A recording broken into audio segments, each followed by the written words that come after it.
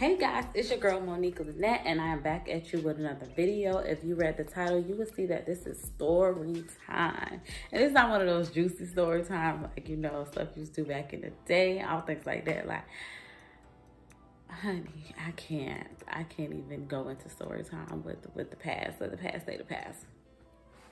This story time is about actually my trademark story. So when I started my company September 2018, I knew trademarking was going to be something that I had to do because I didn't want anyone to take my name. But when you're a new startup and doing everything on your own, you know, you kind of have to allocate your money and dedicate it to certain essentials that you need to start your business, like your logo, your marketing, things of that matter. So I was not in a financial position to go ahead and start the trademark with my company. I'm telling you guys this so you don't make the same mistake as me. So this year, fast forward from September 2018 to now May 2020, my gift to myself was to trademark my company. So when I started my business, it was Mo Lavish Hair. Then once the face masks and this COVID hit, starting around March and April, I started selling face masks, and my company kind of just took off from there. Before, it was just hair, makeup, and lashes. March, my business started to turn around, and I started selling masks, and then I was just shipping orders out, getting it in, getting the money and flipping it and doing all that. So my business has actually flourished during COVID-19. So, you know, that's nobody but God. But I say this to say that I was like, all right, since it's flourishing, I'm going to go ahead and get my trademark company. So when it started flourishing, I didn't feel right doing Mo Lavish Hair, trying to explain to people that I sell hair and I sell lashes and I sell face masks and things like that, because I was seeing other things from my vendors that I could offer to my store that would be profitable for me and also for my customers, because I gained new customers with the face mask. And then it shifted from Mo Lavish Hair, and I just dropped the hair and just was doing Mo Lavish and got things put up with Mo Lavish and started did a new logo and revamped everything. It used to be purple and black, and just did a rose gold. That's how you see my rose gold chain. Did rose golds, and I knew I wanted to do t-shirts and clothing and just other different things. So I was like, I'm gonna do Mo Lavish because everyone loved that name. So I wanted to hurry up and trademark it, because you have your business, but it's not so far you want to go when you don't feel like you have everything so legalized and everything in order. I went to finally trademark my company. I researched it with the US PTO. You can look back at another video, the video I did by filing your own LLC. That information is there as well. I looked through the USPTO, the nationwide search, and I looked through the state of Florida nationwide search. Nobody had Mo Lavish. I think somebody had Mo Lavish hair salon or something like that. It was kind of like similar names to it, but it was definitely not doing the same things that I was doing. So turned around, I'm all excited. I have this trademark attorney named down. I have this hit list of certain people that I want to work with. I advise everybody should do that. You know, have your goals set up, have your writing out and things like that of people you want to work with, because you never know when your business takes off. It's going to go so fast, and then you're going to be like, oh my God, I want to work with this person. Where's this and where's that? So I always make notes. I always document who I wanted to work with. So this attorney is out of Chicago, and she's actually on Instagram. She's well known. She's specialized actually in trademark. So I get my money up, and I'm so excited, and I contact them, and they were just awesome. They were amazing. They were on it. Like, I emailed them that day. I heard back from someone maybe in a few hours, and paid my money. I think the next day they gave me like a pre-contract, and so everything was going good. They do like a preliminary search. So when they did the preliminary search, someone one day before I filed my trademark came up with, or filed for, So Lavish. Same thing, hair essentials, not the face mask, but just in the hair business. So She's like, there's gonna be a problem. She comes back a week later, like, you know, this is gonna be a problem. You might end up having to fight them. It's gonna be more money. You know, I would advise you to kind of change the name. So in my mind, I had already had, okay, maybe if something happened, it's gonna be Mo Lavish Shop. Instead of Mo Lavish Hair, just Mo Lavish Shop, like thinking a hair shop, but just a play on words, you know. So I was like, what about that? She's like, no, still not gonna work, because they were so lavish, so they could easily put shop in front of theirs or put something in front of theirs, but because they filed it first, even though they are not legally using that name yet, I don't even think they have a social media set up. I don't even think there's a website, but what they did was beat me to the punch. So with that said, I had to change everything from Mo Lavish, and I put shop in front of it, Shop Mo Lavish. Before she would even do my trademark application to the government, my website had to be changed and my logo had to be changed immediately. So I had to go back to my logo person, add that name. Thank God, I think I had just did it like a month before, and I hadn't really started using the logo as much. I was in the process of just figuring out my colors and how I was going to revamp and target market and things like that.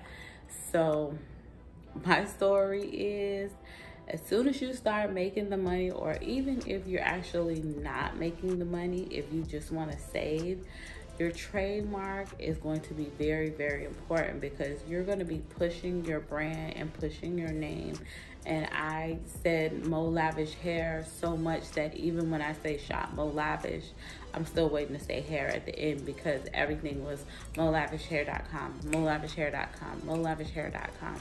You're pushing that name, you're pushing your domain, you're doing all this work just to get right where you want to be at, to be like, oh, done my nails, because it's gone. I don't feel like going to the nail shop. Not no time soon. But as soon as you get to a place where, oh my God, my business is flourishing, all these things are coming true, halt, you got to stop with the name. So don't make the same mistake I did. I wish when maybe I got my income tax, or maybe I had came into other money, that I would have just went ahead and trademarked the name instead of waiting for my profits to show, because your name is your name is your brand. Is very important. I mean, when you buy your domain name is probably worth nothing. If anything, it's worth $20.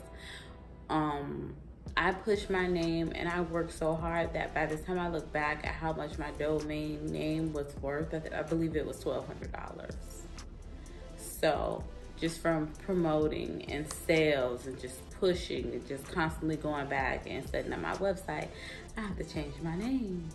So as the owner, even when I say Shop Mo Lavish, in my mind, I'm ready to say Mo Lavish or Mo Lavish Hair, but I can't use that anymore, because legally I'm registered under Shop Mo Lavish. So long story short is, do not wait until maybe your revenue start coming in. If you personally have to invest in yourself, that's the best thing you can do. Nobody's gonna invest in you.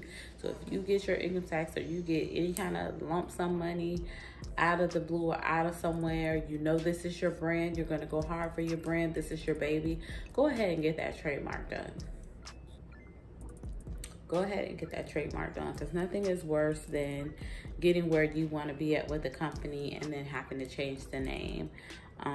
And you know, if you guys want that attorney information, let me know, hit me up, subscribe to my channel. I will have more stuff coming up. But yeah, that would be my biggest advice. Do not wait until you're actually making the sales that you can actually pay for, because it's still a no-go. It's still a no-go if you've done all this work and now I'm in the process of, luckily I had already had the Mo Lavish Hair. So then I had just I brought the domain for Shop Mo Lavish. For some reason, I had the domain for that, or I was able to get the domain name. So Now, when you go to my site, you still can go to my site through Mo Lavish Hair, but what I did was just connect both the domain names. So if you go to Mo Lavish Hair, I won't lose my older customers who used to be with me with the hair. I won't lose them when they come looking for me, and now my new customers know shop Mo Lavish. So that's how I did that, but it's still kind of tricky because with Facebook and with Instagram, you can't really merge the names. If you close the account with Instagram, then you cannot. If you delete it or whatever and it's a business, I believe you can't start it back over again. You won't have access to do it. So now I am in the process of trying to get all my followers from Mo Lavish Hair from Instagram and Facebook on over to my Facebook and my Instagram, Shop Mo Lavish. So it's not fun. My sales took a hit in July. I just offered dresses and some different women's boutique t-shirts and things like that I'd never offered, so that got my sales back up. But as far as you know, just marketing things, I have to remember to now post under Shop Mo Lavish. I still have to post under Mo Lavish Hair. I still have to check my messenger for Mo Lavish Hair because a lot of my customers will talk to me on Messenger. So it's just really tedious and it's hard. I think I have a business cell phone now and a personal cell phone. So my business cell phone, I try to keep everything over there related to Mo Lavish and Mo Lavish Hair and Shop Mo Lavish. And now I'm in the process of just trying to figure out the actual scheduling for social media, so that I can just do it all in one place. So it's a lot. I'm just trying to keep up with orders and things like that, all because of this wonderful name change. So take my advice, get your money together. It's around, it starts at around 1,000 and it can go all the way up to 2,500 depending on what kind of trademark you're trying to do. I don't know if other attorneys do a payment plan. This attorney did not do a payment plan.